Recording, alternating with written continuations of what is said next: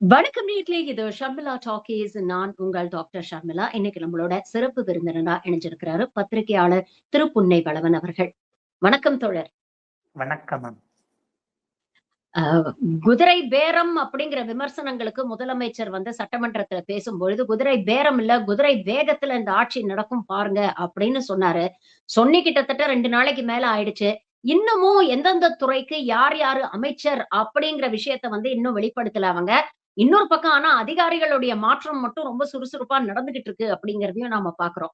எப்படி பாக்குறது? ஏன் இந்த தாமதம்? முதலமைச்சர் அவர்கள் குதிரை வேகம்னாரு. பட் அது எதுவும் தூங்கிட்டு இருக்கிற குதிரையா மேம்? குதிரை தூங்காதனால ஒரு ரெஸ்ட்ல இருக்க குதிரையா அப்படின்னு நமக்கு தெரியல. அது ஒரு ஈவன் சொல்லி அது கேட்பதற்கு நல்லா இருந்தது. ஒரு ஒன் லைன் சட்டமன்றத்துல ரொம்ப கிறிஸ்பா பேசுற ஒரு முதலமைச்சர் கிடைச்சிட்டாருன்னு அவர் ஆதரவாளர்கள் கொண்டாடினாலும் கூட கவனிக்க வேண்டியது, நீங்கள் குறிப்பிட்ட அமைச்சரவை. யார் அமைச்சரவை இன்னைக்கு இருக்கிறாங்க? இவங்க 9 பேருமே இலாக்கா இல்லாத அமைச்சர்களாக இருக்கிறார்கள். ஈவன் முதலமைச்சர் உட்பட ஃபார் தட் மேட்டர் அது அசைன் ஆகலங்கிறது கொஞ்சம் புருவத்தை உயர்த்தக்கூடியதாகத்தான் இருக்கிறது. என்ன ஆச்சு, உங்களுக்கு தான் இவ்வளவு எம்எல்ஏக்கள் இருக்கிறாங்களே, ஆட்களை தேடுறீங்களா அப்படின்னா அந்த இடத்துலதான் மறுபடியும் அவர்கள் மீது குற்றம் சாட்டப்பட்ட குதிரை பேரம்ங்கிற விஷயம் வருது. எடப்பாடி பழனிசாமி அவர்கள் சொல்லியிருக்கிறார், 6 அமைச்சர் பதவி 10 வாரிய தலைவர் பதவி என்று பேரம் பேசப்பட்ட கட்சியிலேயே இணைப்பதற்கான முயற்சிகளை செய்து வருகிறார்கள் அப்படின்னு அவர் வச்ச குற்றச்சாட்டு இந்த இடத்துல உண்மையாகிறதோ என்கிற கேள்வி வருது. ஏன்னா நீங்க எல்லா கட்சியினுடைய தலைவர்களையும் சந்திச்சீங்க. இப்ப அதிமுகல யார் கையெழுத்து போட்டு அவங்க ரெட்டையில வாங்கி எம்எல்ஏ ஆனாங்கன்னா எடப்பாடி பழனிசாமி அவர்கள். நீங்க அவரை போய் பார்க்காம சி.வி. சண்முகத்தை பாக்குறீங்க. அடுத்த நாள் வாக்கெடுப்பு இருக்கு அப்படின்னா அந்த இடத்திலேயே உங்களுக்கு கான்ஃபிளிக்ட் ஆஃப் இன்ட்ரெஸ்ட் வருது. அன்டியூ இன்ஃபுளுயன்ஸ் அப்படிங்கிற இடத்தை நோக்கி முதலமைச்சரே தள்ளி இருக்கிறார்னு வருது. எனவே இபிஎஸ் வைத்த அந்த குற்றச்சாட்டு, முன்னாள் முதலமைச்சர், முன்னாள் எதிர்கட்சி தலைவர், அவருடைய குற்றச்சாட்டு அந்த இடத்துல மெய்ப்பிக்கப்படுறதா இருக்கு. சட்டமன்றத்துக்குள்ள அவர் எடப்பாடி பழனிசாமி பேசிய பிறகு எஸ்பி வேலுமணி பேச சபாநாயகர் கொடுக்கிறார், பெர்மிட் பண்றாரு அப்படின்னும் போதே அது அவரின் மீதான சந்தேகத்தன்மையை எடப்பாடி பழனிசாமி அந்த இடத்துல எழுப்புறாரு. சோ இதனுடைய நீட்சியாக நீங்க இன்னைக்கு சோஃபா ஏன் வந்துச்சுன்னு விளக்கம் சொல்ற அளவுக்கு தமிழ்நாடு அரசியல் மாறிவிட்டது கொஞ்சம் வருத்தத்துக்குரியதுதான். பட் அதை தாண்டி 5லிருந்து 8 அமைச்சர் பதவி வரைக்கும் ஏடிஎம்கேனுடைய இந்த ரெபல் குரூப்பிடம் பேசப்பட்டிருக்கு அப்படிங்கிறது ஊடகங்கள்ல வரக்கூடிய செய்தி. 2 பக்கமும் மறுக்கல. எஸ்பி வேலுமணி ஒருபடி மேல போய் அப்புறம் பதவிக்காகவும் தான் அரசியல் பண்ணுவோம், இது என்னது இது அப்படிங்கிறதாக அவர் கேட்டுட்டாரு. ஏன்னா அந்த குற்றச்சாட்டு வரும்போது முதல்ல மறுத்தாங்க, அப்புறம் எதுக்கு மறுக்கணும், அதெல்லாம் நடக்க போதே 3 நாள்ல, அப்புறம் எதுக்குங்கிற ஒரு இடத்தை நோக்கி நகர்ந்து விட்டார்கள். சோ இப்ப யார் யாருக்கு கொடுக்கறது? ஏன்னா அந்த ஃபேக்ஷன்ல ஏற்கனவே 10 முன்னாள் அமைச்சர்கள் இருக்கிறாங்க. 25ல 10 பேர் முன்னாள் அமைச்சர்கள். அதுல லீமா ரோஸ் அவர்களுக்கு ஆப்வியஸா கேபினெட் பர்த் அவங்க கேட்பாங்க. நீங்க இபிஎஸ் கூட இவங்களெல்லாம் நீக்கினாரு, ஆனா லீமா ரோஸ் அவர்களை கட்சி பதவியில இருந்து நீக்கல. அவங்க இத்தனைக்கு இவங்க எல்லாருக்கும் ஜூனியர், எலெக்ஷனுக்கு முன்னாடிதான் வந்து சேர்றாங்க. ஏன் நீக்கல அப்படிங்கிற கொஸ்டின் நமக்கு பகச்சுக்கே வேண்டாம்னு ஒருவேளை அவர் ஸ்டேச்சருக்கே யோசிக்கிறாரா? அந்த இடம் கொஞ்சம் கிளாரிட்டி இல்லாம இருக்கு. பட் அதுல ஏதோ ஒரு விஷயம் பின்னாடி சில்வர் லைனிங்கா ஓடிக்கிட்டு இருக்கு. அதாவது கட்சிக்குள்ள இருக்கக்கூடிய அதிகார பகிர்வு, அந்த அதிகார எல்லையை முடிவு செய்யக்கூடிய இடத்தில் இருக்கக்கூடிய பணம், அந்த பேக்கிங், இப்படியான இடத்துல இருந்து அவங்க ஒரு முக்கியமான தவிர்க்க முடியாத சக்தியாக அதிமுக சேர்ந்து ஒரு 2.5 மாசத்துக்குள்ள வந்துடுறாங்களா அப்படிங்கிறது கொஞ்சம் கவனிக்க தகுந்த, உற்று பார்க்கத்தக்க ஒரு மாற்றமாக இருக்கிறது. சோ முதலமைச்சர் அவர்கள் இதற்காக தான் வெயிட்டிங். நீங்க முதல்ல யாரும் கேட்கறதுக்கு முன்னாடியே அவங்க அந்த வாட்ஸ்அப்ல அனுப்புனாங்க இல்லையா, எங்களுக்கு ஆதரவு கொடுங்கன்னு, அந்த லெட்டரை ரெடி பண்றதுக்கு முன்னாடியே போய் ஆதரவு கொடுத்த காங்கிரஸ்க்கு இப்ப வரைக்கும் கொடுக்கல. ஏன்னா காங்கிரஸ்க்கு ஆக்சுவலா 2-1ங்கிற குழப்பம் இருந்தது. சீனியராக இருக்கக்கூடியவர் 3 முறை எம்எல்ஏ ராஜேஷ்குமார் அவர்களுக்கு அப்படின்னா அவங்க ஒரு பொது தொகுதியில நின்று ஜெயித்திருக்கக்கூடிய திரு மேலூர் விஸ்வநாதன் அவர்களுக்கு கொடுக்கணும் அப்படிங்கிற வகையில ஒரு ஒரு ப்ரொபோசலையும் வச்சாங்க. அப்ப 2 அப்படின்னு முதல்ல கமிட்மெண்ட் கொடுத்துட்டா எங்க சிக்கல் ஆகும்னா, 5 பேருக்கு 2 நாங்க 25 பேர் வரை எங்களுக்கு 10 கொடுக்கணும்னு இவங்க கிட்ட இருக்க நம்பர்ஸ் வச்சப்ப எஸ்பி வேலுமணி கேட்பாரு இல்லையா, அந்த டீம் கேட்கும், டிமாண்ட் பண்ணக்கூடிய இடத்துக்கு போயிடும். அவங்களுக்கு 1தான்னா உங்களுக்கு 5 பேருக்கு 1, நீங்க 25னா 5ன்னு ஒரு மாதிரி அதை சமப்படுத்திட முடியும். காங்கிரஸ் வெயிட்டிங்ல இருந்ததுக்கும் அது ஒரு காரணம். ஆனா காங்கிரஸ் நேற்றைக்கு போய் அவங்களுடைய மாநில தலைவர் இல்லாமல் 5 எம்எல்ஏக்கள், கிரீஷ் சோடங்கர் 2 பேரும் அவங்க டீமா கிளம்பி போய் ராகுல் காந்தியும் கார்கேவையும் பார்த்துருக்குறாங்க. பார்த்துட்டு கேபினெட்டுக்கு எங்களை ஃபார்மலா இன்வைட் பண்ணிருக்கிறாங்க டிஸ்கஸ் பண்றதுக்கு அப்படின்னு காங்கிரஸ் அறிவிச்சிருச்சு. இந்த தரப்பு அறிவிக்காது. ஏன்னா அவங்க என்னென்ன லிஸ்ட் வந்த பிறகு வெளியில தெரிவிட்டுங்கிற அளவுக்கு தான். ஆனா பேச்சுவார்த்தை எஸ்பி வேலுமணி, சி.வி. சண்முகம் இவர்கள் தரப்புல தொடர்ந்து நடந்து கொண்டிருப்பதையும் பார்க்க முடிகிறது. உங்களுக்கு டெக்னிக்கலி பார்த்தா, பொலிட்டிக்கலி ஒரு சார்ஜா வைக்கணும்னா ஒரு கம்ப்ளீட் ஒரு குழப்பம் இருப்பதாக. ஏன்னா அதிகாரிகள் டிரான்ஸ்பர் நம்ம வரும்போது அது ஃபார்மலா எல்லா காலகட்டத்திலும் ஆட்சிக்கு மாறிய பிறகு அதிகாரிகள் அப்படி இருப்பாங்களா அப்படிங்கிறது அவங்களுக்கு ஒருவேளை ஒரு டோன், ஒரு பயஸ் இருக்கலாம். ஆனா பெரும்பாலும் அதை ஓப்பனா வெளியில காட்டினா அவங்களுக்கு சிக்கலாயிரும். சோ முன்னாடி ஆண்ட கட்சி அங்க டாப் லேயர்ல, இந்த கிரீமி லேயர்ல இருந்து அதிகார மையங்களாக செயல்பட்டவர்களை அடுத்து அதுல தூக்கி மண்டபம் கேம்புக்கு மாத்துறது, இல்லைன்னா இந்த பேப்பர் பிரிண்டிங் அந்த துறைக்கு தூக்கி போடுறது, ஆர்கியாலஜிக்கு போடுறது, இது ஒரு சுழற்சியில தான் வழக்கமா நடக்கும். பட் அதை தாண்டி கடந்த 2 ஆட்சி டிஎம்கே ஏடிஎம்கேல பவர் சென்டராக இல்லாதவர்கள் இப்ப நோக்கி வருவதற்கான வாய்ப்பு இருக்கு. சோ அவங்க அந்த உறவுகள் எல்லாம் புதுப்பித்தது, ஒரு பதவி ஏற்பதற்கு முன்பாகவே திடீர்னு அதிகாரிகள் எல்லாம் கிளம்பி ஈசிஆர்ல பீச்சுக்கு வாக்கிங் போறாங்க காலையில. அது காலையில 5 மணிக்கெல்லாம் வாக்கிங்க முடிச்சுட்டு அங்க போய் ஏதோ ஒரு மீட்டிங் பாயிண்ட் மாதிரி சேர்றாங்கன்னு சில செய்திகள் ஓடியது. பியூரோக்ரசியினுடைய அந்த ஒரு நெட்வொர்க்கிங், ஒரு லாபிங்கிறது எப்பயுமே கவனிக்கத்தக்கது. என்னன்னா எந்த அரசியல் கட்சியும் அல்லது ஆட்சிக்கு வருகிற யாரும் அதை அவ்வளவு சீக்கிரம் பகச்சிக்க மாட்டாங்கிற ஒரு விஷயமும் இருக்கு. மோரார்லெஸ் நீங்க ஊழல் நடக்கிறது, லஞ்சம், குற்றம், ஊழல் இதெல்லாம் நம்ம பல நேரங்கள்ல பேசினாலும் பியூரோக்ரசியுடைய துணை இல்லாம அதை பண்ண முடியாது. ஆனா அமைச்சருடைய துணை இல்லாம பியூரோக்ரஸியால அதை ஃபெசிலிட்டேட் பண்ணி அவங்களால செய்ய முடியும். பட் கன்விக்ஷன் பார்த்தா உங்களுக்கு யாரு சிக்குவானா அதிக அளவுக்கு அரசியல்வாதிகள் தான் அதை ஃபேஸ் பண்ணுவாங்களே தவிர பியூரோக்ரஸியை உள்ள சேர்க்க மாட்டாங்க. சோ அந்த ஒரு இதை பகச்சிக்காம இருக்கணுங்கிற வகையில ஓடும்.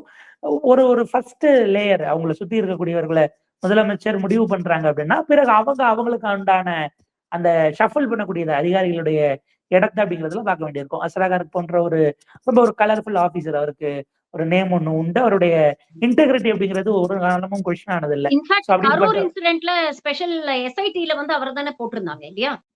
எஸ், கண்டிப்பா. அந்த இடத்துல அந்த எஸ்ஐடி வேண்டான்னு அன்றைக்கு தாவேகா கேட்டதுக்கு காரணம் தமிழ்நாடு கண்ட்ரோல்ல கீழே இருக்கிறதுனால. அதாவது அதுக்கு அந்த இமேஜ் அவங்க இது பண்றாங்க, எங்களுக்கு உங்க மேல இண்டிவிஜுவலா ஆபீசர் மேல எந்த இதுவும் கிடையாது, எங்களுக்கும் உங்க மேல நம்பிக்கை இருக்கு, நீங்க எங்க கவர்மெண்டினுடைய ஒரு துறைக்கான ஃபேஸா வரணும்னு தான் நாங்க நினைக்கிறோம் அப்படிங்கிற அதையும் அதை உறுதிப்படுத்தக்கூடிய வகையில இது இருக்குன்னு பார்க்க வேண்டியிருக்கு. போன முறை ரொம்ப ஸ்ட்ராங்கா இருந்த தேவாசிர்வாதம் ஆகட்டும், அதே போல செந்தில்வேலன் இன்டெலிஜென்ஸ் இருந்தவங்க இவங்க எல்லாம் மாத்துறது அப்படிங்கிறதும் நடந்திருக்கு. சோ அவர் தனக்கான ஒரு லேயர் ஆஃப் கவர்னன்ஸ்குள்ள பியூரோக்ரஸியை ரீசர்ச் பண்றாருன்னு பாத்துக்கலாம். இதுல பொலிட்டிக்கல் சார்ஜ் நான் சொன்ன ஒரு விஷயம் எங்க வரும்னா, போர்ட்போலியோவே இல்லாத மினிஸ்டர்கள் தொடர்கிறார்கள். ஏன்னா செந்தில் பாலாஜி அவர்கள் போர்ட்போலியோ இல்லாம இருந்தபோது அரசு நிர்வாகம் என்ன ஆவது, அது எப்படி நீங்க செய்ய முடியும், உங்களுடைய தேவைக்காக வச்சிருப்பீங்களா அப்படின்னா 5 நாட்களாக இருக்கிற உங்களுக்காவது நீங்க வச்சிருக்கலாமேங்கிற கேள்வி இருக்கு. இப்ப இதுல அது நான் பொலிட்டிக்கல் சார்ஜ்னே சொன்னதுனால சொல்றேன். அதை ஒரு சார்ஜா எதிர்கட்சிகள் வைக்க முடியும். என்ன சிக்கல் வருதுன்னா, டிரான்ஸ்பர்ஸை பொறுத்த வரைக்கும் முதலமைச்சர் இருக்கிறார், டிபார்ட்மெண்ட் ஆஃப் பர்சனல் அண்ட் ட்ரைனிங்க்கு அவர் தான் பொறுப்பான்னு தெரியாது. நீங்க ஃபைனல் அசென்ட் அவர்கிட்ட வாங்கிட்டு கூட போட்டுக்கலாம் அப்படின்னாலும் ஒரு முதலமைச்சர் இருந்தும் அமைச்சர்கள் இருந்தும் அதிகாரிகள் அவர்களாகவே செய்கிறார்கள் அப்படிங்கிற இடம் வருது. அப்படி ஒரு சார்ஜை நீங்க வைக்க முடியும். இது அதிகாரிகளுடைய ஆட்சியாக மாறுகிறதான்னு ஒரு பொலிட்டிக்கல் டெக்னிக்கலி அதுல சிக்கல் இல்லை. உங்களுக்கு சீஃப் செக்ரட்டரியோ மற்றவங்க டிஸ்கஸ் பண்ணிட்டு அவர்கிட்ட சும்மா ஒரு நோடு வாங்கிட்டு அதை செய்யலாம். ஆனால் நீங்க எம்டியா அதிகாரிகள்கிட்ட மொத்த அதிகாரத்தையும் எடுத்து கொடுத்துட்டீங்களோ அப்படின்னு ஒரு விமர்சன பார்வையாக எதிர்கட்சிகள் எழுப்பினால் அதுலயும் ஒரு சப்ஸ்டன்ஸ் இருப்பதாக மாறும்.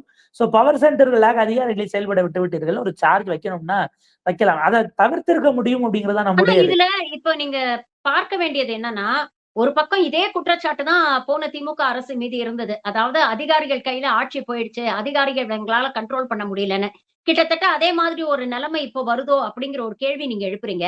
இன்னொரு பக்கம் அமைச்சரவையை வந்து இவங்க அலோகேட் பண்ணாததுக்கு முக்கியமான ஒரு ரீசன் இன்னும் அதிமுகவுல இருக்கிற பிரச்சனை முடிஞ்சு அவங்க எல்லாம் இந்த பக்கம் வரல அப்படிங்கிறது.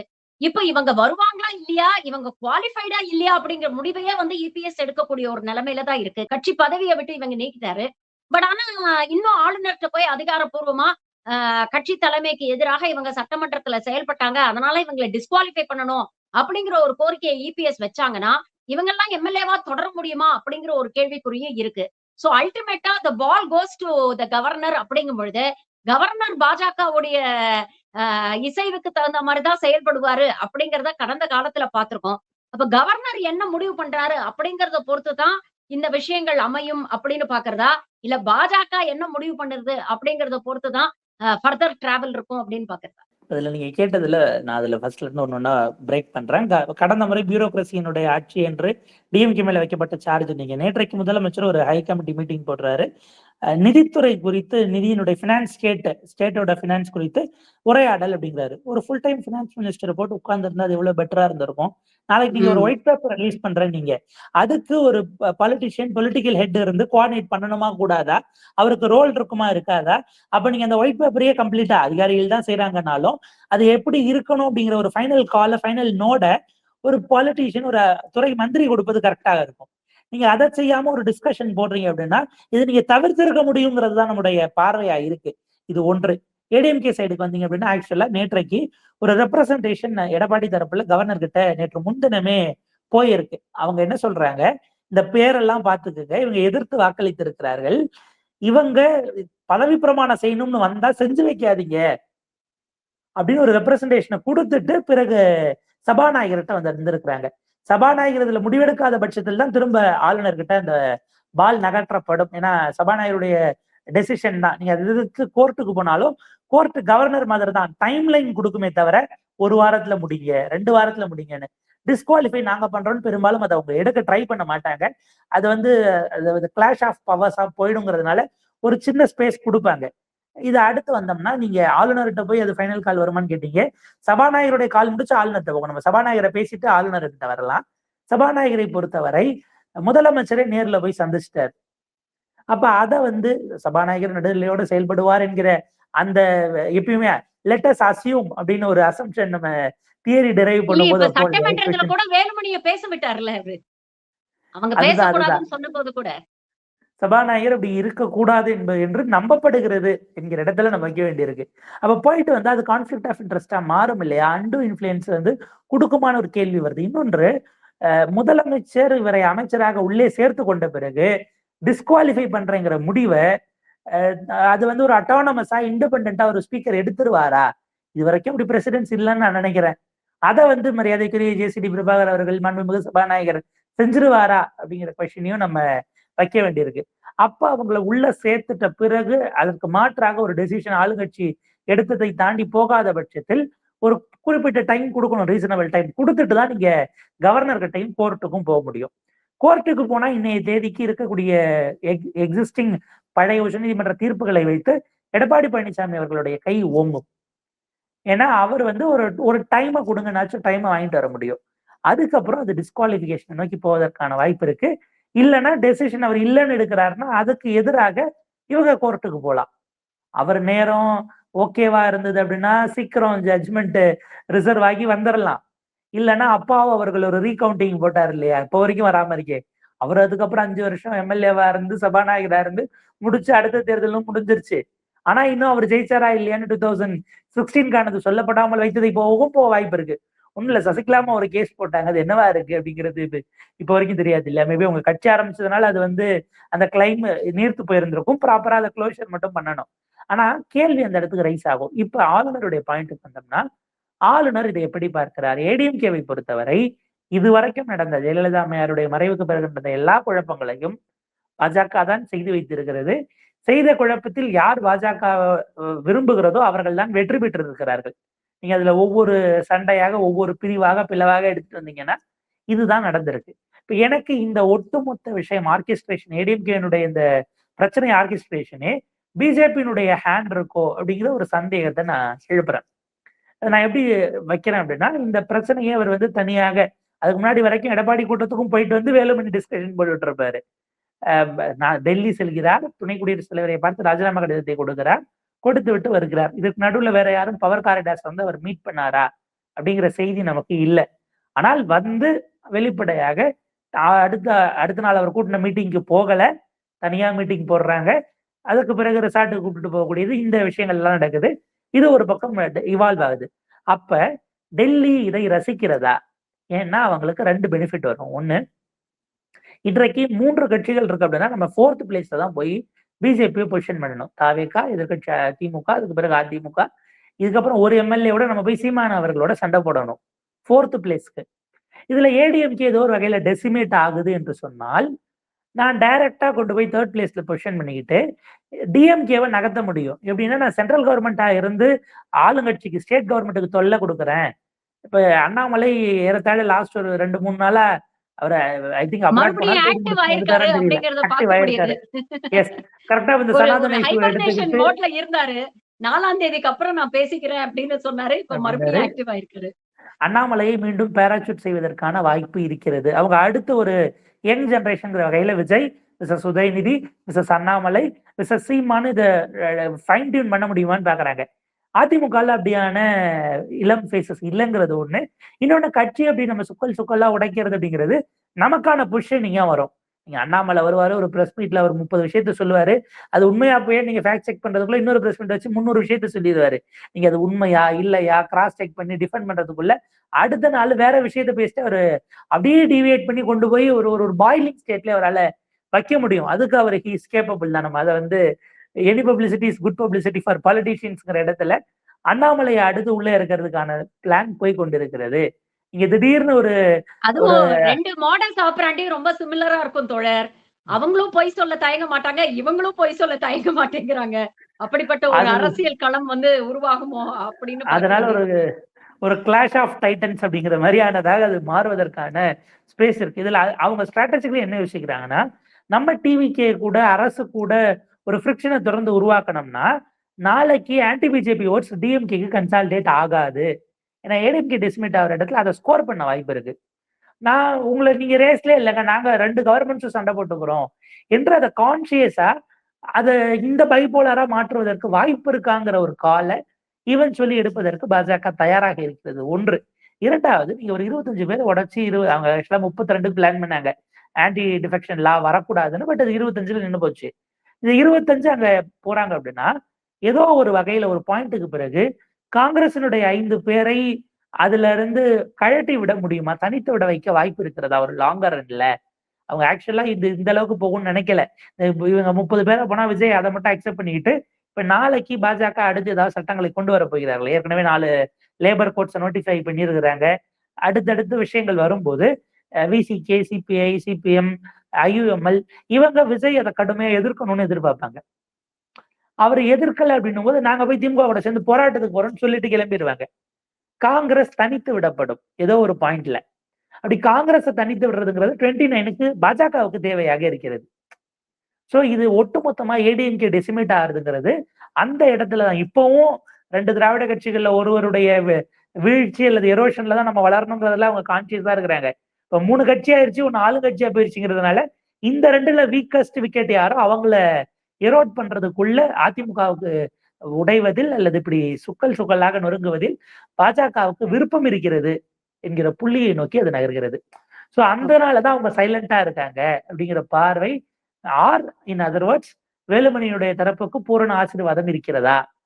அவர் ஈஷாக்கு போயிட்டு வர்றதாகட்டும், அங்க பல தலைவர்களை சந்திக்கிறது, அடிக்கடி டெல்லி போறது. அவர் டெல்லி போனது தலைவருக்கே, பொதுச் செயலாளருக்கே தெரியாத மாதிரி. மோகன் பகாவத்தை வேற சந்திச்சாரு. ஆர்எஸ்எஸ் தலைவர் மோகன் பகாவத்தை வேற சந்திச்சாரு. கடைசியில நாங்க 2 பேருமே கெஸ்டா போயிருந்தோம் அப்படின்னு அவர் அதை அவருக்கு வேல் பரிசு கொடுத்தாரு. மோகன் பகவத் அவர்களுக்கு வேல் பரிசு கொடுத்தது கேட்டாங்க. இருக்கக்கூடிய அந்த அவங்களுடைய அந்த ஆசிரமத்துல அழைச்சிருந்தாங்க. அவங்க 2 தரப்பிலும் வந்து பாத்தீங்கன்னா ஆதீனம் தரப்புல 2 பேரும் கெஸ்டா கூப்பிட்டாங்க. அங்க சந்திச்ச மரியாதை நிமித்தம்னு சொன்னாலும் கூட நீங்க ஸ்டேஜை ஷேர் பண்ணி வேலை திருப்பரங்குன்றம் இஷ்யூ பாதிகள் இருக்கும்போது வேலை ஆர்எஸ்எஸ் காரர் தலைவர் கையில கொடுத்தா அது என்னன்னு புரிஞ்சுக்க முடியாத அளவுக்கு தமிழ்நாடு மக்கள் இருக்கிறார்கள். சோ அதாவது வேலுமணியை வச்சு இதை செய்யணும்னு அவங்க பிளான் பண்ணியிருந்தது உண்மை. எப்ப அப்படிங்கிற இடத்துல பார்த்தாங்க, அப்ப அதிமுகவை தாவேகா விழுங்குவதற்கு தாவேகாவும் இதை எடுத்துக்குது, இதை பயன்படுத்திக்குது. ஏன்னா அவங்களுக்கு இன்னைக்கு மெஜாரிட்டி இப்ப இதுலயும் தாவேகா பாயிண்ட் ஆஃப் வியூல நீங்க யோசிச்சு பாருங்களேன். ஸ்டெபிலிட்டியா கிரெடிபிலிட்டியா அப்படிங்கிற ஒரு கேள்வி இங்க வருது. ஒரு பக்கம் பாத்தீங்கன்னா ஆட்சிக்கு ஸ்டெபிலிட்டி வேணும்.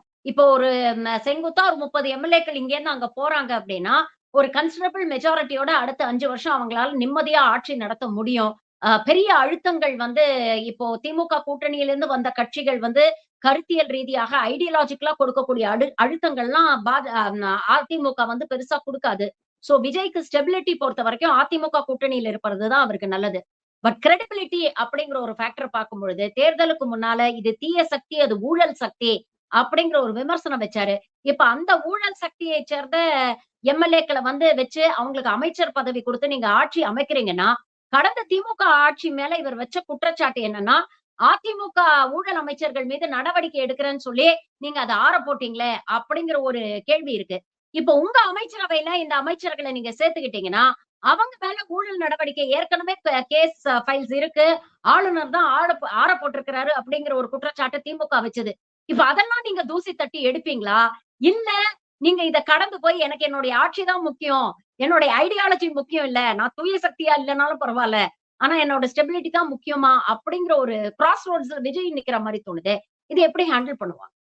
இதுல என்னன்னா, அவரோட இப்ப எப்படியும் டிவிஎஸ்சி அவர் தான் எடுப்பாருன்னு நான் நம்புறேன். அல்லது அதுக்கு கீழ ஒரு அமைச்சரை போட்டாலும் சரி, எஸ்பி வேலுமணி அவர்களின் மீதான ஒரு பிரிவென்ஷன் ஆஃப் கரப்ஷன் ஆக்ட் வழக்குக்கு அ பூர்வாக விசாரணை தொடங்குவதற்கு இன்னும் உத்தரவு கொடுக்கப்படாமல் இன்னமும் நிலுவையில் இருக்கிறது. அது முதலமைச்சர் சைட்ல இருந்தே குடுத்துற முடியும் என்கிற ஒரு பார்வை. இப்ப இந்த 3 பேர் டாப் 3 நம்ம எடுக்கிறோம்னா, எஸ்பி வேலுமணி அவர்கள் மீது 3 ஊழல் வழக்குகள் பிரிவென்ஷன் ஆஃப் கரப்ஷன் ஆக்ட்ல போடப்பட்ட டிவிஎஸ்சி கேசஸ் கோர்ட்ல ட்ரையல்ல இருந்து கொண்டிருக்கிறது. சென்னையில ஸ்பெஷல் கோர்ட்ல 21ல போட்டது, 22ல போட்டது. இது போக கோயம்புத்தூர்ல ஒரு பிரிவென்ஷன் ஆஃப் கரப்ஷன் ஆக்ட்ல ஸ்பெஷல் கோர்ட்ல அந்த விசாரணை நடந்து கொண்டிருக்கிறது. இது எஸ்பி வேலுமணி.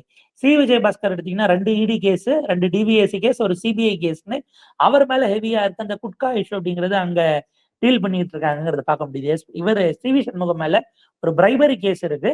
வாக்காளர்களுக்கு பணம் கொடுத்த கேஸ் 2021ல இருந்து நம்ம பெண்டிங்ல இருக்கு விழுப்புரம்ல. சோ இப்ப இத மாதிரி வழக்குகள் முன்னாள் அமைச்சர்களாக இருந்தவர்கள் இந்த விஷயங்களுக்குள்ள போகும்போது விஜய் தன்னுடைய இமேஜ் கான்சியஸாக இருப்பார் அப்படின்னா இந்த இடத்துல இந்த காம்ப்ரமைஸ அவங்களால கொண்டு போய் கன்வின்ஸ் பண்ணிட முடியுங்கிற இடத்துக்கு அவங்க வருவாங்களா? இப்ப ஒரு கட்சி கட்டமைப்புன்றதா அவங்க ரெசிஸ்ட் பண்ணுவாங்க. இவங்களுக்கு அது இருக்காங்கிற கேள்வி இருக்குல்ல. அதனாலதான் அந்த இடத்துல அந்த காம்ப்ரமைஸ்க்கு அவர் தயாராக இருப்பார் என்பதைத்தான் அவர் போய் சி.வி. சண்முகத்தை அவருடைய ஆபீஸ்ல நீங்க அதை ரிவர்ஸ்ல வச்சு நீங்க ஒரு டீமா கிளம்பி என்ன பாருங்கன்னு சிஎம் ஆபீஸ்க்கு வர சொல்லி பார்க்க வச்சிருந்திருக்க முடியும். ஒரு அப்பாயின்மெண்ட் கேட்டாங்க, சந்திச்சுட்டு போனோம், வாழ்த்து சொல்ல வந்தாங்க மூத்த அமைச்சர்கள், உங்களால அதை பாஸ்டரிங் பண்ணி கொடுத்துருக்க முடியும். ஆனா நீங்க அவங்க இடத்துக்கு போறீங்க. அப்ப ஆல் செட் அண்ட் டன் விஜயும் மற்றும் ஒரு கட்சியாக மாறி இருக்கிறாரே தவிர அவர் மாற்று கட்சியாக இல்லை அப்படிங்கிறதுதான் முதலமைச்சருடைய அந்த போஸ்டர்ல இருந்து நம்ம புரிஞ்சுக்க முடியுது. இன்னொன்னு இப்ப ஆளுநர் அசன்ட் கொடுப்பாரா அப்படின்னா அந்த இடத்துல விஜய் அவர்கள் ஆரம்பத்தில் அவர் வந்த போதே அவருடைய பேட்டர்ன் என்பது ஏடிஎம்கேவினுடைய மொத்தமா தொண்டர்கள், அதுக்கு மேல இருக்கக்கூடிய கிளை கழக பகுதி, இந்த கட்டத்தில் இருக்கக்கூடிய மாவட்ட நிர்வாகிகள், 2ஆம் கட்ட தலைவர்கள், இவங்க எல்லாரையும் தன்னை நோக்கி இழுப்பதுதான் அவருடைய ஒர்க்கிங் பேட்டர்னாக இருந்தது. ஏன்னா ஆன்டி டிஎம்கேங்கிறத தாண்டி ரொம்ப ஸ்ட்ராங்கா வேற எதையும் ஏடிஎம்கே பேசினதில்லை. ஏற்கனவே ஒரு பெரும் ஃபேக்ஷன் ஆஃப் அவங்களுடைய தொண்டர்கள் வாக்காளர்கள் எரோடான பிறகு மீதம் இருக்கக்கூடிய தலைவர்களை விழுங்குவதுதான் கடைசி ஆப்ஷன். இது அதை நோக்கி தான் போய் நின்றுருக்கு. அப்படி விழுங்குவதை ஃபெசிலிட்டேட் பண்ற இடத்துல இன்றைக்கு இந்த மூத்த தலைவர்கள் போய் நின்று இருக்கிறார்கள் அப்படின்னு நம்ம பார்க்க வேண்டியிருக்கு.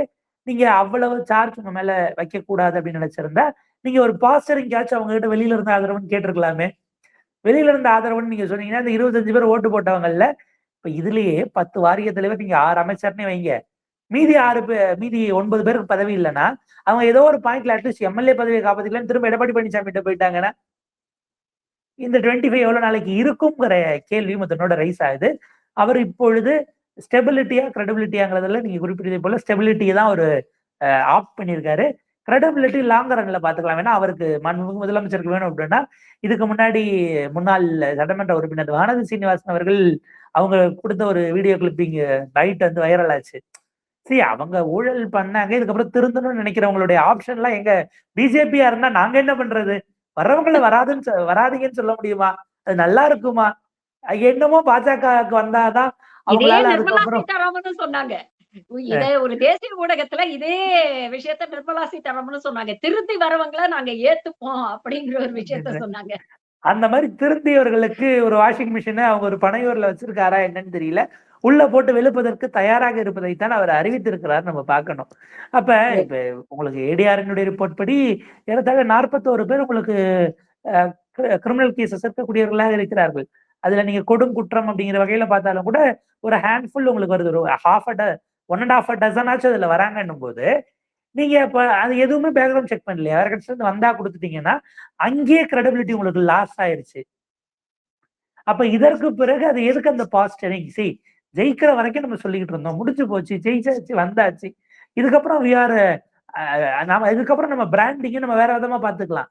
இவர் இந்த டெசிஷன் எடுத்தா அதை ஸ்பின் டாக்டர்ஸை வச்சு கொண்டு போய் சேர்த்துட முடியாதா என்ன? மூடின டாஸ்மாக் கடையவே பாருங்க, மூடி இருக்க டாஸ்மாக் கடைய, மூடின டாஸ்மாக் கடை இல்ல, மூடி இருக்க டாஸ்மாக் கடையை பாருங்க, எப்படி அவர் உத்தரவு போட்டதை மூடிட்டாங்கன்னு பேசினா, அது ஸ்டோர் மேனேஜர் வந்து இல்லைங்க, அது டைம் திறக்கிற டைம்ல மூடி இருந்தது, அவங்க கிளப்பியிருக்காங்க, ஆர்டரே வரல, நடந்துகிட்டு இருக்கு அப்படின்னு அவங்க போட்டுக்கிட்டு இருக்கிறாங்க. சோ இந்த இல்ல மாதிரி கிட்டத்தட்ட எல்லாம் ஒரு ஒரு குட்டி மோடி தான் இவரோட ஆட்சி வந்து இவர் ஒரு குட்டி மோடி மாரி தான் இருக்கிறாரு அப்படின்னு தோணுது. பதவி ஏற்கும் போதே வந்து பாத்தீங்கன்னா, மோடி சொன்ன மாரி நான் காவுங்கா, நான் கானே தூங்கா அப்படின்னு சொன்னாரு. அதே மாரி இவரும் நானும் திருட மாட்டேன், யாரையும் திருட அலோவ் பண்ண மாட்டேன் அப்படின்னு சொன்னாரு. அப்படி சொன்ன மோடியோடைய அரசு 12 வருஷமா என்னெல்லாம் வந்து ஊழல் குற்றச்சாட்டுகள் வந்திருக்கு அப்படிங்கிறத நம்ம பார்க்கிறோம். அதே மாதிரி பாலிசிஸ விட ஆப்டிக்ஸ்க்கு வந்து இந்த அரசு வந்து அதிகம் முக்கியத்துவம் குடுக்குதோ அப்படின்னு தோணுது. சிங்கப்பெண் பேட்ரோல் ஃபோர்ஸ் அப்படின்னு சொல்லி சோசியல் மீடியால வைரல் பண்ணாங்க. கடைசியில பார்த்தீங்கன்னா, பிங்க் பேட்ரோல் வண்டிகளுக்கு தான் வந்து இவங்க நிறத்த மாத்தியிருக்கிறாங்க. அப்படிங்கிறத வந்து பார்க்க முடியுது. 717 டாஸ்மாக் கடைகளை மூடிட்டாங்க வந்த உடனே அப்படின்னு சொன்னாங்க. ஆனா அதே மாதிரி 500 கடைகள அதிமுக ஆட்சியில 2016லயும் சரி, 2023ல திமுக ஆட்சியிலயும் வந்து அவங்க மூடி இருக்கிறாங்க. அப்படிங்கிறதுல எந்த மாற்று கருத்தும் இல்ல. அ அதே மாதிரி திமுக அரசுடைய வெல்ஃபேர் ஸ்கீம்ஸ வந்து தொடருவோம் அப்படின்னு சொன்னாங்க. நேத்து வந்து தமிழ் புதல்வன் அண்ட் புதுமை பெண்ண தொடர்ந்துட்டாங்க. அதுக்கப்புறம் வந்து மகளிர் உரிமை தொகையில பரிசீலனை பண்ணணும். சில விஷயங்கள வந்து சீரமைக்க வேண்டியிருக்கு அப்படிங்கிற ரொம்ப வேகா ஒரு அறிக்கை வந்தது. விரைவில் வெளியிடுவோம். விரைவில் வந்து அந்த அமௌண்ட்ட குடுப்போம் அப்படின்னு. இதுல பல கேள்விகள் வந்து பொதுமக்கள் தரப்புல இருந்தும், எதிர்க்கட்சிகள் தரப்புல இருந்தும் வந்திருக்கு. ரூ. 1000 தான் குடுப்பீங்களா? இல்ல நீங்க ப்ராமிஸ் பண்ண மாதிரி ரூ. 2500 குடுப்பீங்களா? எல்லா பெண்களுக்கும் உண்டு அப்படின்னு தான் விஜய் சொன்னாரு. 60 வயசுக்கு கீழ இருக்கக்கூடிய எல்லா பெண்களுக்கும் குடுப்பீங்களா? அப்ப 60 வயசுக்கு மேல இருக்கக்கூடிய பெண்களுக்கு வேற என்ன ஆப்ஷன் ஏதாவது வந்து நீங்க கிரியேட் பண்ண போறீங்களா? எப்போ இத நடைமுறைப்படுத்த போறீங்க? இவ்வளவு கேள்விகள வந்து இருக்கு. ஆனா ஆப்டிக்ஸ மட்டும் ரொம்ப கரெக்ட்டா வந்து அவங்க அந்த சோசியல் மீடியா மூலமா செட் பண்றாங்க. கிட்டத்தட்ட ஒரு பாஜக ஆட்சியுடைய பாணியில தான் இந்த ஆட்சி போயிட்டு இருக்குன்னு நினைக்கிறீங்களா? சைனாவினுடைய பிரிட்ஜையும் ட்ரெயினையும் எடுத்து போட்டு இதுதான் குஜராத் 2014 சொன்ன போது அதை நம்பிய பெருவாரியான ஒரு படித்த சமூகமாகவே நம்ம இருந்திருக்கோங்கிறத நம்ம வேதனையோட திரும்பி பார்க்க வேண்டியிருக்கு. ஆப்டிக்ஸ்ல அவர் கான்சியஸா இருக்காரு அப்படின்னா அவருடைய இமேஜ் சினிமா காலத்திலிருந்து ஆப்டிக்ஸ்னால மட்டுமே வடிவமைத்து கொண்டு வரப்பட்டது. சோ அவருடைய அந்த ஃபல்க்ரம், அந்த கோராகவே அதுதான் இருக்கிறதுங்கிறது என்னால புரிஞ்சுக்க முடியுது. ஆனா எங்க சிக்கல் வருது அப்படின்னா, ஏற்கனவே செய்ததை திரும்ப செய்யும் பொழுது, ஒரு ரொட்டீன் வேலையை திரும்ப செய்யும் போது, புதிதாக இப்படி ஒண்ணு இப்பதான் நடந்திருக்குன்னு நம்பக்கூடிய அளவிற்கு ஒரு செக்ஷன் அவங்க வளர்த்திருக்கிறாங்களோன்னு எனக்கு சந்தேகம் வருது. அந்த இடத்துல அதை பேசக்கூடியவர்கள் அதை உண்மைன்னு நம்பி பேசுறாங்களா? ஏன்னா உள்நோக்கத்தோட பேசுகிறது, இன்டென்ஷன் தெரிஞ்சும் ஒரு ப்ரமோஷன் ஒர்க்குக்கு பண்றது வேற. ஒரு செக்ஷன் அதை நம்புகிறது.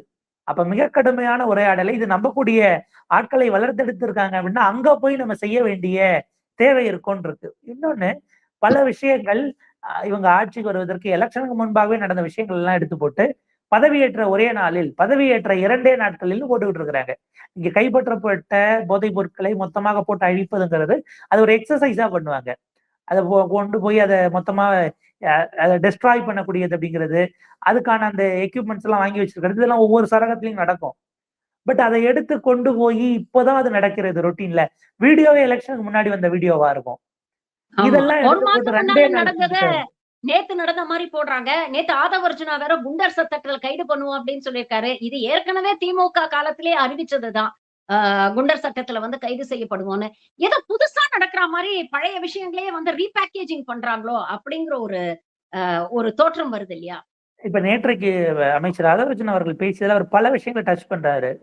அறிவிப்பு இல்லாமல் மின்சாரம் நிற்கிறது, பொதுமக்களுக்கு சொல்லிட்டு தான் கரண்டை கட் பண்ணணும்னு நாங்க சொல்லியிருக்கோம் அப்படின்னு நேற்று ஒரு விஷயம் பேசினாரு. காவல்துறைக்கு கம்ப்ளைண்ட் கொடுக்க வர்றதெல்லாம் வீடியோ ரெக்கார்டிங் பண்ணணும், கொடுக்கறதையும் வாங்குறதையும் அப்படிங்கிறாரு. பிளஸ் இந்த பக்கம் வந்து போதைப் பொருட்கள் இந்த சேல்ஸ் இருக்கு அப்படின்னா குண்டர் சேர்த்து இவருக்கு என்ன போர்ட்போலியோல இருக்கு? எலக்ட்ரிசிட்டிக்குள்ள வராரா, இல்ல இங்க எதுவும் மேபி ப்ராஹிபிஷன்ல அவர் வராரா, அல்லது காவல்துறை உள்துறைக்குள்ள வராரா? இது எல்லாத்தையும் ஒரு ஆள் எப்படி எல்லாத்தையும் டச் பண்ணி இதுல கமெண்ட் பண்ண முடியுங்கிறது இருக்கு இல்லையா? மாஸ்டர் ஆஃப் ஆல் இதுலயும் ட்ரேட்ஸ் அப்படின்னாலும் இதுலயும் ஒன்றிய அரசு பாணி. ஏன்னா நிதித்துறை அமைச்சர கேள்வி கேட்டா மின்சாரத்துறை அமைச்சர் பதில் சொல்லுவாரு. வெளியுறவுத்துறை அமைச்சர கேட்டா நிதின் கட்கரி பதில் சொல்லுவாரு. இப்படிதான் வந்து ஒன்றிய அரசுலயும் நடந்துட்டு இருக்கு. கிட்டத்தட்ட அதேதான். அதனாலதான் கேட்டேன் ஒரு குட்டி மோடி ஆட்சி மாதிரி இருக்கும் அப்படின்னு. நம்ம இந்த யூஎஸ் பேக்ட் சைன் பண்ணாங்கல்ல, அக்ரிகல்ச்சர் ப்ராடக்ட்ஸ், அது கடைசி வரைக்கும் விவசாயத்துறை அமைச்சர் அந்த பக்கமே வரல. வணிகத்துறை அமைச்சரா இருக்க பியூஷ் கோயலும் அந்த அங்கிட்டு வரல. அதே போல பாத்தீங்க அப்படின்னா வெளியுறவுத்துறை அமைச்சர் அது ஏன்ட்டு நீங்க அங்க கேளுங்கன்னுட்டாரு. பிரதமர் சுத்தமா அது குறித்தே பேசல. அப்ப ரெஸ்பான்சிபிலிட்டி எடுக்கிறதுங்கிற இடத்துல போகாது. ஆனா வந்தே பாரத்துக்கு கொடி அசைக்கிறதுக்கு ஸ்டேஷன் மாஸ்டர் பண்ண மாட்டாரா? அதுக்கு பிரதமர் போய் நின்னு செஞ்சு அவர் பண்ணாதான் அந்த ட்ரெயின் அப்படிங்கிறது லான்ச் ஆகுங்கிற அளவுக்கு அந்த கொண்டு போய் ஒரு இடத்துல குவிப்பது அப்படிங்கிற ஒரு பேட்டர்ன் இதுக்குள்ள இருக்கிறது நம்ம பார்க்க முடிக்கிறது. அப்கோர்ஸ் இது டூ இயர்லி இதுல டு கமெண்ட்னாலும் இல்ல இதுல அவங்க ஐசிங் ஆன் த கேக் என்னன்றத சொல்றேன். நேத்து அந்த ரிக்கி ரதான் பண்டிட்டா அவர் வந்து ஒரு தனியார் தொலைக்காட்சிக்கு கொடுத்த ஒரு இன்டர்வியூல சொல்றாரு, இனி வருங்காலத்துல நீங்க பாருங்க ட்ரம்ப் கிட்டயும், ஈரான் கிட்டயும் பேசி போரையே நிறுத்திடுவாரு விஜய் அப்படிங்கிற அளவுக்கு விஜய்க்கு ஒரு பில்டப் குடுக்குறாரு. இதே மாதிரி தான் ரஷ்யா யுக்ரைன் வார மோடி தான் பேசி நிறுத்தினாரு அப்படின்னு ஒரு பப்ளிசிட்டி கேம்பெயினே இவங்க பண்ணாங்க 2024 அப்படிங்கறத நம்ம பார்த்தோம். வேடிக்கையா இருக்கு தோழர். ஆனா 2 வருடங்கள் கழித்து இன்னும் அங்க ரஷ்யா உக்ரைன்ல நடந்துகிட்டு இருக்கு சண்டைங்கிறதையும் கவனிக்கணும். அதை விட மிக முக்கியமாக இன்னும் 50 ஆண்டுகள் இவர் சீஃப் மினிஸ்டரா இருந்து அப்புறம் பிரைம் மினிஸ்டர் ஆகி இதெல்லாம் செய்ய போறாரு அப்படிங்கிறதாக பேசுகிறார்கள். இது ஆல்ரெடி கேட்ட ஸ்கிரிப்ட் தான். ஆனா அதே பேசி நிப்பாட்டுவதற்கு பாகிஸ்தான் வந்தால் நாங்க எதுக்கு புரோக்கரேஜ் பண்ணணும்னு வெளியுறவுத்துறை அமைச்சர் பேசுவாரு. அதெல்லாம் செய்ய வேண்டிய அவசியம் நமக்கு இல்ல. நம்ம எப்படி அதெல்லாம் நமக்கான ஸ்டேச்சர் வேற அப்படின்னும் வேறு விதமாக பேசுவார். நரம்பில்லாத நாக்கு, அதுவும் குறிப்பா அரசியல்வாதிகள் நாக்கு அப்படிங்கிறது 360 டிகிரில நர்த்தனம் ஆடுவது என்பதுதான் அவங்களுடைய இயல்பாகவும் தன்மையாகவும் இருக்கு. சோ இது டூ இயர்லி டு கமெண்ட்னாலும் டூ இயர்லி டு கமெண்ட்ங்கிறத விட ஆரம்ப காலகட்டத்திலேயே பல விஷயங்கள் அதுல வரக்கூடிய தவறுகளை சரி செஞ்சுக்கிட்டா ஒரு லாங்கர் ரன் ஸ்மூத்தா இருக்கும் என்கிற இடத்துல இருந்து அதை செஞ்சுட்டதுனால கம்ப்ளீட்டா போயிடுச்சு, மக்கள் நம்பிக்கையே போயிடும், அதெல்லாம் நம்மளுடைய விஷயம் இல்ல. இந்த மாதிரியான தவறுகள் ஆரம்பத்திலேயே இருக்கும் பொழுது டேக் எ கிரிப் அப்படி இந்த இடத்துல நீங்க அக்கௌண்டபிலிட்டி எடுத்து ரெஸ்பான்சிபிலிட்டி எடுத்து ப்ராப்பரான ஒரு ஹோல்டு எடுத்துக்கிட்டீங்கன்னா எங்களுக்கு ஒட்டுமொத்தமாக இந்த மாநிலத்தினுடைய அரசு அவங்களுடைய இயங்கியல் அப்படின்னும் போது ஒவ்வொரு சாமானியர் வரி கட்டக்கூடியவர்கள் எல்லாரையும் அது பாதிக்கக்கூடியதாக இருக்கிறது. வரி கட்டுறதுங்கிறது வெறும் டைரக்ட் டாக்ஸ் மட்டுமல்ல, இன்டைரக்ட் டாக்ஸ் கட்டக்கூடிய கோடிக்கணக்கானவர்களுடைய விஷயத்துலதான் இன்றைக்கு மத்திய அரசும் மாநில அரசும் இயங்கி கொண்டிருக்கிறதுங்கிற டோன்ல இருந்து வைக்கக்கூடிய ஒரு கன்ஸ்ட்ரக்டிவான விமர்சனம் தான் அது. பொறுத்திருந்து பார்ப்போம். இன்னும் அடுத்த 2-3 நாட்கள்ல ஏதாவது திருப்பங்கள் வருதா அப்படிங்கறத பொறுத்திருந்து பார்ப்போம். பல விஷயங்களை இன்னைக்கு எங்களோட பகிர்ந்துட்டீங்க. உங்கள் நேரத்துக்கும் கருத்துக்களுக்கும் மிக்க நன்றி தோழர். Thank you very much.